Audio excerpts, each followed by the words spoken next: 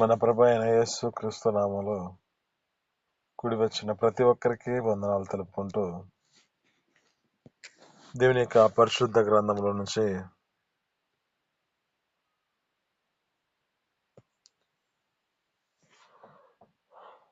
ద్వితీయ ప్రతిష్ఠ కాండం 30వ అధ్యాయము 19వ వచనం ఒకసారి చదువుకుందామండి.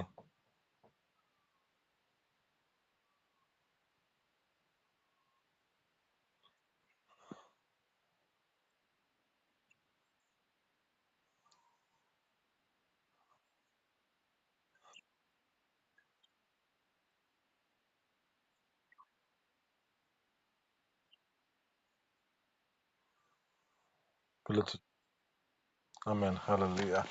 ఇక్కడ అంటున్న మాటలను బట్టి దేవుని యొక్క లేఖనాల్లో చదువుతున్న మాటలను చాలా జాగ్రత్తగా గమనిద్దాం.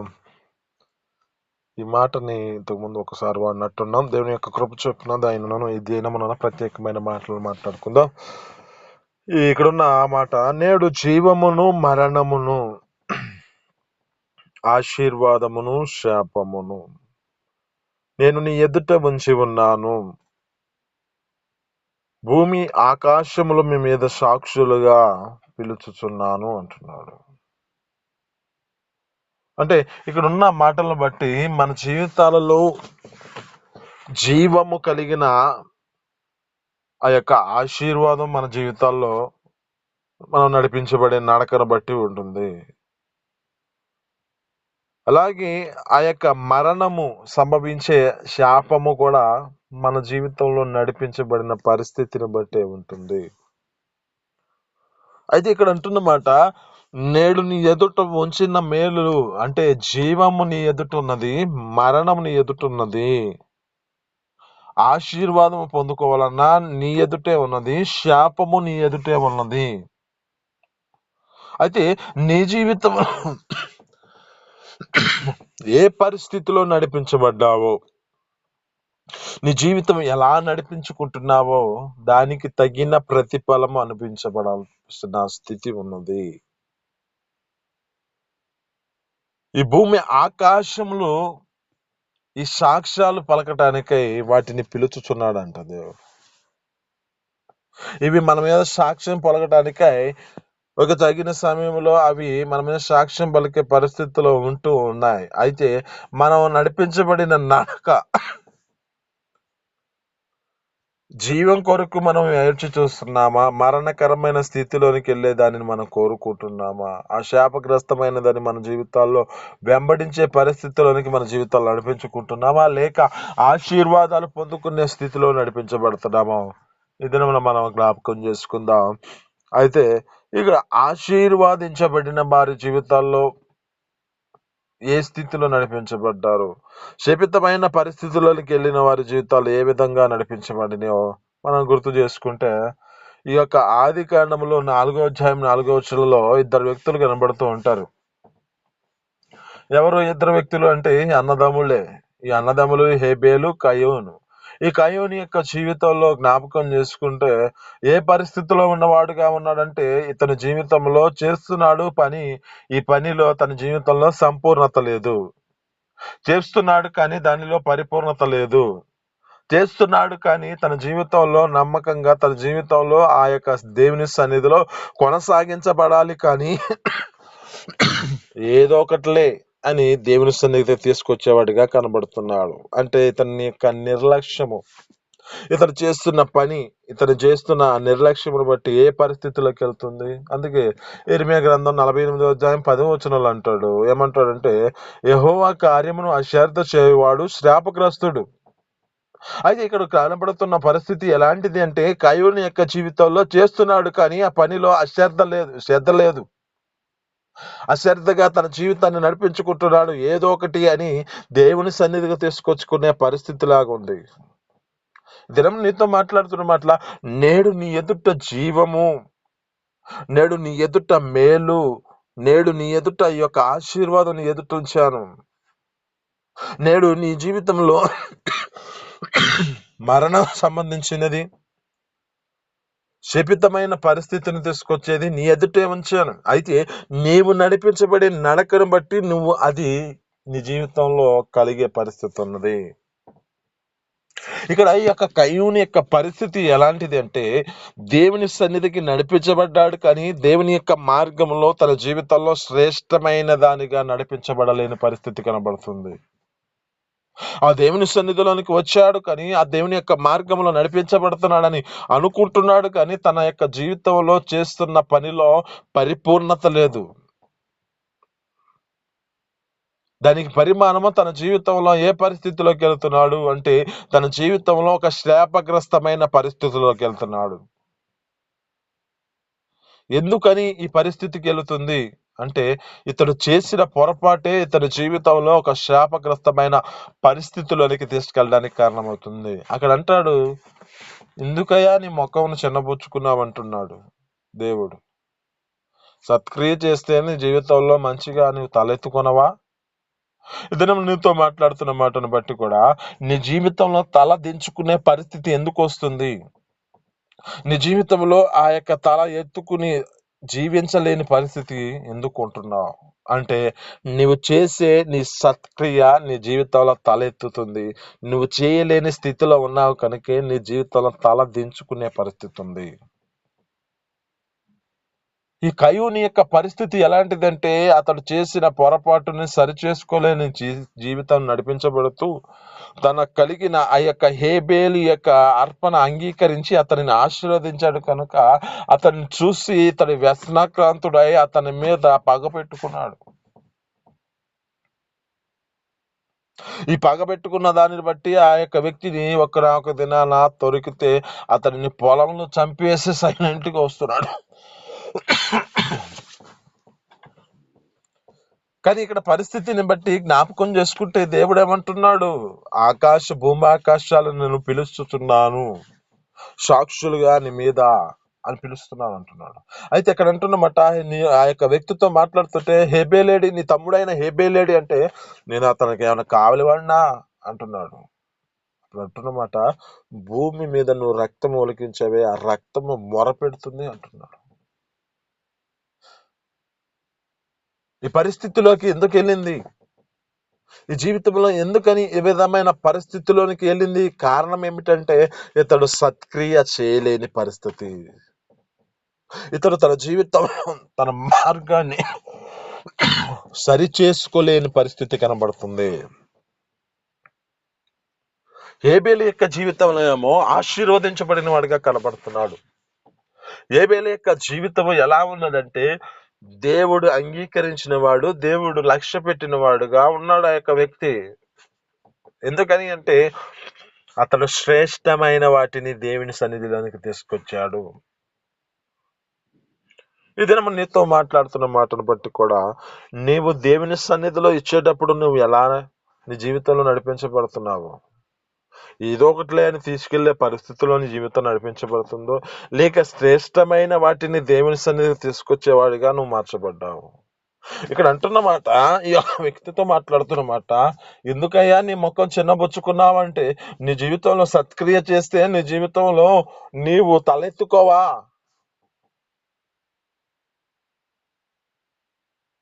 ఆ పాపం ఏం చేసిందంటే వాకిట పొంచి ఉన్నది. ఈ పాపం ఏం చేస్తుందంటే, నువ్వు చేసే అవిధేయత నీ జీవితంలో ఏ పరిస్థితిలోకి వెళ్తుందంటే శాపగ్రస్తమైన పరిస్థితిలోకి వెళ్తుంది. ఇది మన మీ జీవితాల్లో ఏలుబడి చేసే పరిస్థితిలోకి తీసుకెళ్తుంది. ఇక్కడ అంటున్నమాట, అందుకే నీ ఎదుటే ఉంచాను. ఇక్కడ ఈ వ్యక్తి ఎందుకు ఈ పరిస్థితిలోకి వెళ్ళాడు? అక్కడ జ్ఞాపకం చేసుకుంటే ఇతను చేసిన పొరపాటు వలన ఏమైంది అంటే, దేశ దిమ్మరిగా మార్చబడ్డాడండి. అతని జీవితంలో ఏ వేదన చేతే కుమిలిపోతూ దుఃఖాక్రాంతుడై తన జీవితంలో తన యొక్క స్థితిని బట్టి నడిపించే పరిస్థితికి వచ్చింది. ఒక దేశ దిమ్మరిగా మార్చబడ్డాడు. అక్కడ అంటాడు, ఇంకేమంటాడంటే, అయ్యా నేను దేశ దిమ్మరిగా మార్చబడతాను, నేను దుఃఖపడే పరిస్థితి, నాకు ఇంకెవరు దిక్కులేరు అన్న పరిస్థితిలోకి వెళ్ళిపోతానేమో అని చెప్పి ఆ యొక్క వ్యక్తి శాపగ్రస్తమైన స్థితిలోకి తీసుకొచ్చుకునే పరిస్థితిని తీసుకొచ్చుకున్నాడు. రెండోదిగా జ్ఞాపకం చేసుకుంటే ఏశావు, ఇక్కడ ఇద్దరు వ్యక్తులు కనబడుతున్నారు, ఇద్దరు అన్నదమ్ములే, ఏశావు యాకోబు. యాకోబు యొక్క జీవితంలో, ఏశావు యొక్క జీవితంలో ఏ పరిస్థితుల్లో నడిపించబడ్డాయో మనం గుర్తు చేసుకుంటే, ఏశావు యొక్క జీవితం ఎలాంటిది అంటే ప్రతి దాన్ని నిర్లక్ష్యపరుచుకుంటున్నాడు. తన జీవితంలో ఇక్కడ అంటున్నమాట అదే కదా, 48వ అధ్యాయం 10వ వచనంలో ఇర్మీయా గ్రంథంలో అంటున్నమాట అదే కదా, యెహోవా కార్యము, యెహోవా పని, యెహోవా ఆ యొక్క దేవుని సన్నిధిలో కార్యములు మనం నిర్లక్ష్యపరుస్తూ జీవిస్తూ ఉన్నామేమో. నీ ఎదుటిన్న నీకు మార్గంలో దేవుడు నీకు ఇచ్చిన ఆ యొక్క ధన్యతను నువ్వు విడిచిపెట్టి నీతితోను యథార్థతలోను పరిశుద్ధతలోను నువ్వు నడిపించబడాల్సిన పరిస్థితిని విడిచిపెట్టేసి నీ జీవితంలో స్వనీతిని ఆధారం చేసుకుంటూ నీకు ఇష్టమైన మార్గంలో నడుచుకుంటున్నావేమో. నేను నీతో మాట్లాడుతున్న మాట ప్రత్యేకమైన మాటలను జ్ఞాపకం చేసుకోండి. ఇక్కడ ఇద్దరు వ్యక్తులు మనకు కనబడుతున్నారు. ఈ యొక్క వ్యక్తి యాకోబు, ఏశావు యొక్క జీవితాలని మనం జ్ఞాపకం చేసుకుంటే, ఏశావు ఏం చేశాడంటే తనకున్న జ్యేష్ఠత్వ హక్కుని అమ్మి వేసుకున్నాడు. ఎలా అంటే ఒక పూట కోటి కొరకు తన జ్యేష్ఠత్వ హక్కుని అమ్మి వేసిన ఏశావు వంటి భ్రష్టుడైనను వ్యభిచారి అయినను ఉండునేమో అని జాగ్రత్తగా చూచుకోండి అంటున్నాడు. ఏప్రిల్కి రాసిన పత్రికలో ఉంటుంది, 12వ అధ్యాయం 16వ వచనంలో ఉంటున్నమాట. ఇక్కడ జ్ఞాపకం చేసుకుంటే, అయితే ఈ స్థితిలో జ్ఞాపకం చేసుకుంటే ఇతడు ఏం చేయబడ్డాడు అంటే ఒక పూట కోటి కొరకు తన జ్యేష్ఠత్వపు హక్కుని అమ్మి వేశాడు. ఇతడు అమ్మి వేసిన వాడిగా కనబడుతున్నాడు, నిర్లక్ష్యపరుచుకుంటున్నాడు. నేడిచ్చే మార్గము, నేడిచ్చిన ధన్యత, నేడిచ్చిన దేవుడిచ్చిన ఆ యొక్క యోగ్యతను విడిచిపెట్టుకుని తన జ్యేష్ఠత్వపు హక్కుని అమ్మి వేసుకుంటూ ఉన్నాడు. ఈ దినంలో మనుషుల జీవితాల్లో కూడా అదే స్థితిలో నడిపించబడతాను. ఒక పూట కోటి కొరకు తన జ్యేష్ఠత్వపు హక్కు వేసిన అమ్మి వేసిన ఏశావు అంటూ పరిస్థితులు తీసుకొచ్చుకుంటున్నారు సమాజంలో. దేవుడిచ్చిన ధన్యతను బట్టి దేవుని యొక్క సన్నిధిలోనికి వెళ్ళాలి. ఆ రోజు దేవుడు మంచి బలమును, ఆరోగ్యము, శక్తిని ఇచ్చిన ఆ దేవుని యొక్క సన్నిధిలో కృతజ్ఞత పూర్వకమైన స్థితిలో ఆ 7వ దినము దేవుని యొక్క సన్నిధిలో పరిశుద్ధమైన జీవితంతో ఆ పరిశుద్ధమైన మందిరంలోనికి వెళ్ళి ఆరాధించాలి అని ఆలోచన ఉన్నట్ల తమ జీవితాలు ఏం చేయబడుతున్నాయంటే ఇక లోక సంబంధమైన పనులు పెట్టుకుంటున్నారంటే ఆ పూట కూటి కొరకు ఏం చేస్తున్నారంటే జ్యేష్ఠత్వ హక్కు అమ్మివేసిన ఏశావు వంటి జీవితం లాగే ప్రతి మనిషి ఈ యొక్క సంపాదన అనే మనసుతో తన జీవితంలో ఉన్న ఆ యొక్క ధన్యతను విడిచిపెట్టుకుంటున్నా.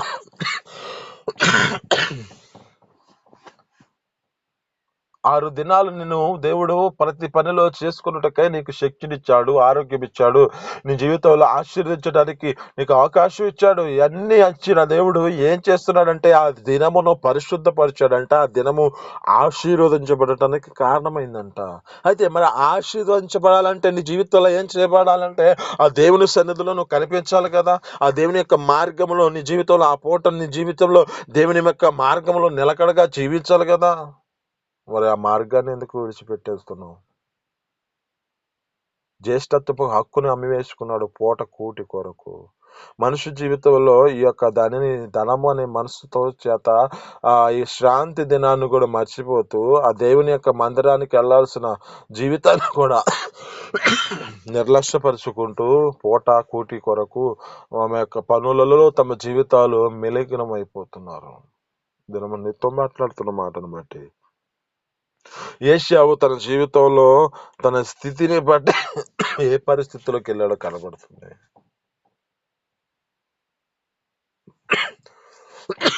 ఇంకా ఆ యొక్క వ్యక్తి జీవితంలో తండ్రి చెప్పిన మాటను విడిచిపెట్టేశాడు. తండ్రి ఆజ్ఞిచ్చాడు. తండ్రి అయ్యా నేను ఆశీర్వదించాలని ఆశపడుతున్నాను, నీ వెళ్ళి వేటాడి మాంసం తీసుకురా, నేను నిన్ను ఆశీర్వదిస్తాను అంటున్నాడు. మరి ఈ వ్యక్తి ఏం చేశాడంటే ఈ వ్యక్తి వెళ్ళాడు, కానీ నిర్లక్ష్యంగా జీవితంలో నడిపించబడుతూ ఎప్పుడుకో వచ్చేసాడు. ఒక మాట ఇక్కడ గుర్తు చేసుకుంటే, మనం జ్ఞాపకం చేసుకుంటే, ఇతని ద్వారా మాట్లాడిన మాటను బట్టి ఇతడు ఏం చేయబడేవాడంటే ఈ అరణ్యంలో ఎక్కువ తిరిగిన వాడిగా కనబడతాడు. ఇతడు వేటాడి మాంసం తీసుకురామంటున్నాడు. అంటే ఇతడి జీవితంలో ఎక్కడ పోతే ఎక్కడ ఏది దొరికిద్దో అతనికి తెలుసు. తెలుసు గాని ఇక్కడ ఏం పరిస్థితిలో ఉన్నాడంటే, తన జీవితంలో భ్రష్టత్వమైన జీవితంలో వ్యభిచారిగా కనబడుతున్నాడు. ఇతడు తన జీవితంలో నిర్లక్ష్యపరిచిన వాడిగా కనబడుతున్నాడు. అందుకే ఆ యొక్క తండ్రి చెప్పిన మాటలో తన జీవితం నిర్లక్ష్యం చేసుకుంటూ ఎప్పటికో తీసుకొచ్చి దేవుని ఎదుటికి వచ్చి, ఆ తండ్రి ఎదుటికి వచ్చి అడుగుతున్నాడు. ఈ దినం నీతో మాట్లాడుతున్న మాటను బట్టి కూడా దేవుని యొక్క సన్నిధిని నిర్లక్ష్యపరచుకు నీ యొక్క జీవితంలో ఎప్పుడైతే శబల పాలై నీ జీవితంలో ఏదో ఒక వేదనకరమైన పరిస్థితిలోకి వెళ్ళినప్పుడు నువ్వు వచ్చి తండ్రి నాకు ఆశీర్వాదం కావాలంటే ఎలా వస్తుంది? అతడు వచ్చి దేవుడి యొక్క సన్నిధిలోకి వచ్చాడు. వచ్చి ఆ తండ్రి ఎదుటికి వచ్చి, తండ్రి తండ్రి అయ్యా నాకు ఒక దీవెన లేదు అయ్యా అని ఏడుస్తూ ఉన్నాడు. అక్కడ మనం చదువుకుంటే ఏప్రిల్ రాసిన పత్రిక 12:17 అంటాడు, ఏశావు ఆ తర్వాత ఆశీర్వాదం పొందగోరి శ్రద్ధగా ఎతికి కన్నీళ్లు విడుచుచున్నాడు, కానీ ఎంతగా శ్రద్ధగా ఎతికినను ఆయన విసర్జించబడినని మీరు ఎరుగుదురు కదా అంటున్నాడు. ఎంతగా శ్రద్ధగా ఎతకాల్సిన స్థితిలో నడిపించవలసిన సమయాన్ని విడిచిపెట్టేసి ఎప్పుడో తర్వాత శ్రమల పాలు, బాధల పాలు, వేదనకరమైన స్థితులకు వచ్చినప్పుడు దేవుడా దేవుడా అంటే ఎలా ఉంటుంది? మన దేవునికి చెప్పిన మార్గంలో, తండ్రి చెప్పిన మార్గమును నువ్వు నిర్లక్ష్యపరుచుకొని తర్వాత నీ జీవితంలో ఏదో ఒక పరిస్థితుల్లోనికి వెళ్ళినప్పుడు అయ్యా నన్ను ఈ విధమైన స్థితిలో చేసేసాయి అంటే ఎలా ఉంటుంది? నన్ను ఆశీర్వదించాయి అంటే ఎలా ఉంటుంది? ఈ దినము నీతో మాట్లాడుతున్న మాటలు బట్టి ఏశావు తన జీవితంలో ఆశీర్వాదం పొందుకోరిన పరిస్థితుల్లో ఆ ఆశీర్వాదాన్ని నిర్లక్ష్యపరుచుకున్నాడు. ఎంతగా శ్రద్ధగా కన్నీళ్లు విడిచుచు ఎంతగా శ్రద్ధగా వెతికినా అది దొరకలేదంట. యాకోబు యొక్క జీవితంలో మనం జ్ఞాపకం చేసుకుందాం. యాకోబు యొక్క స్థితి, అతడు ఎలాంటి వాడంటే సాధువై తన ఇంటి యొద్ద నివాసం కలిగిన వాడిగా కనబడుతున్నాడు. ఇతడు సాధువు అంట, ఇంటి వద్ద నివాసం కలిగిన వాడిగా ఉన్నాడు. ఇతడు తన యొక్క తల్లి చెప్పిన మాట ప్రకారం తన జీవితంలో తన ఇంట్లో ఉన్న ప్రతి పనిలో జరిగించేవాడిగా కనబడుతున్నాడు. ఇతని యొక్క స్థితి ఎలాంటిదంటే దేవుని యొక్క అక్కడ జ్ఞాపకం చేసుకునే తండ్రి చెప్పిన మాటని వినలేదు, కానీ తండ్రి చెప్పిన మాట ఆ యొక్క వ్యక్తితో చెప్పని మాటే, కానీ అక్కడ జ్ఞాపకం చేసుకుంటే తన తల్లి ఉన్న మాట ప్రకారం తన జీవితంలో నడిపించబడి తన తండ్రి వద్దకు ఈ యొక్క వాటిని సిద్ధపరిచి ఆ తండ్రి వద్దకు వెళ్ళి ఆ తండ్రికి ఇవ్వాల్సిన దీవెనలన్నీ పొందుకున్నవాడుగా కనబడుతున్నాడు. పేరుకి ఈ యొక్క వ్యక్తిని మోసగాడు అంటూ ఉన్నారు, కానీ ఇతని జీవితంలో దేవుడు ఒక గొప్ప అద్భుతాన్ని చేశాడు. ఈ మోసగాడే తన జీవితంలో ఏ పరిస్థితిలోకి వెళ్ళాడంటే, మోసగాడిగా పిలువబడుతున్న పరిస్థితిని బట్టి తండ్రి తల్లిని విడిచిపెట్టే పరిస్థితి, ఒంటరిగా ప్రయాణం చేసే పరిస్థితి, తన జీవితంలో వెళుతున్న పరిస్థితిని బట్టి అక్కడ జీవితంలో వేదనకరమైన స్థితిలో ఒక ప్రాంతంలో వెళుతూ ఒక ప్రాంతంలో ఒక రాయిని తీసుకుని పొనుకొని జీవిస్తున్నాడు. ఆ ప్రాంతంలో అతడు చూస్తున్న దర్శనం గొప్ప దర్శనం చూశాడు. ఇది దేవుని మందిరమే కానీ వేరే ఒక గవిని కాదు అంటున్నాడు. ఆమేన్, హల్లెలూయా. ఆ దర్శనం చూసిన వాడు దర్శనంలో ఆ యొక్క ప్రాంతాన్ని ఒక రాయిని పెట్టి దాన్ని తైలంతో అభిషేకించేశాడు. ఆ ప్రాంతంలో ఇది దేవుని మందిరమే అని చెప్పేశాడు ఒక వ్యక్తి. ఆ ప్రాంతానికి వెళ్తున్న సమయంలో ఇక ఆ యొక్క మామ దగ్గరికి వెళ్తున్నాడు, లాబాను గారి దగ్గరికి వెళ్తున్నాడు. ఈ యొక్క వ్యక్తి ఆ ప్రాంతానికి వెళ్ళినప్పుడు తన జీవితంలో ఏ స్థితిలో నడిపించబడ్డాడు, కానీ ఇతని జీవితం దేవుని యొక్క దూతతో పోరాడి జయం పొందుకొని అతడు దేవుని యొక్క ప్రజలు యాకోబు, నీ పేరేమిటంటే యాకోబు అనగా యాకోబు కాదు, నీ పేరు ఇక ఇశ్రాయేలే, ఒక ఆత్మ సంబంధమైన పేరు, కొత్త పేరు పెట్టబడింది. ఇక్కడ అంటున్న లేఖనాలు బట్టి చదువుతున్నమాట, ప్రకటన గ్రంథంలో అంటాడు ఒక కొత్త పేరుతో నేను పిలుస్తున్నాను అంటున్నాడు. దేవుడు యొక్క ఆశీర్వాదము అతని జీవితంలో పొందుకునడానికి కారణం ఏమిటంటే ఇతని జీవితంలో ఏమాత్రము దేవుని యొక్క సన్నిధిని నిర్లక్ష్యపరిచిన వాడు కాదు. ఆ తండ్రి చెప్పిన మాట ప్రకారం తన జీవితంలో అతడు చేశాడు కనుకనే ఆ దీవెనలన్నీ పొందుకున్నాడు. అతని జీవితం ఒక సాధువుగా మార్చబడ్డాడు. ప్రతి విషయాల్లో తన జీవితాన్ని సరి చేసుకుంటూ నడిపించబడిన వాడుగా కనబడుతున్నాడు. కనుకనే ఇతడు అడుగు పెట్టిన మామ ఇల్లు ఆశీర్వదించబడింది. ఆ మామకు కలిగినవన్నీ ఆశీర్వదించబడ్డాయి. అతని జీవితంలో అక్కడ ఉన్న ప్రాంతములు అంతా ఈ యొక్క అడుగు పెట్టిన ప్రతి ప్రాంతము ఆశీర్వదించబడినదిగా కనబడుతుంది. దినము నీతో మాట్లాడుతున్న మాటలు, నేడు జీవము మరణము నీ ఎదుటున్నది, ఆశీర్వాదము శాపము నీ ఎదుటున్నది. నీకు ఏది కావాలని కోరుకుంటున్నావు? నువ్వు ఏ స్థితిలో నడిపించబడుతున్నావు? హేబేలు వలె నీ జీవితం ఆశీర్వదించబడాలనుకుంటున్నావా? యాకోబు వలె నీ జీవితంలో ఆశీర్వదించబడాలనుకుంటున్నావా? లేక కయ్యూని వల్ల నీ జీవితాన్ని శపితమైన పరిస్థితుల్లోకి తీసుకొచ్చుకునే పరిస్థితుల్లో నీ జీవితాన్ని నడిపించాలనుకుంటున్నావా? ఏ సేవ జీవితం వల్లే నీ జీవితం భ్రష్టమైన పరిస్థితుల్లోకి తీసుకెళ్లే పరిస్థితుల్లోకి నువ్వు జీవితం ఉన్నదో ఒకసారి గుర్తు చేసుకో. నీ జీవితంలో దేవుని యొక్క సన్నిధిని నిర్లక్ష్యపరచుకోకు. ఆ దేవుడు ఇచ్చే ఆశీర్వాదాలను నిర్లక్ష్యపరచుకోకు.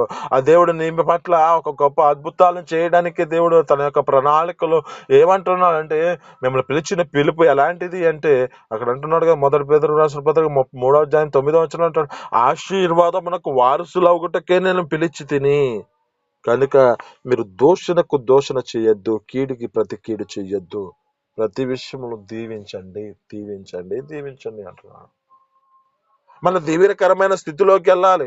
మన జీవితంలో ఈ యొక్క జీవము కలిగిన వారిగా, ఈ ఆశీర్వాదముకు కారణముగా మార్చబడేవారిగా మనం మార్చబడాలి. ఈ మాటలు మీ వెనుకడిలో దీవించి ఫలించి అభివృద్ధి పొందును గాక. ఆమేన్. చిన్ని ప్రార్థన.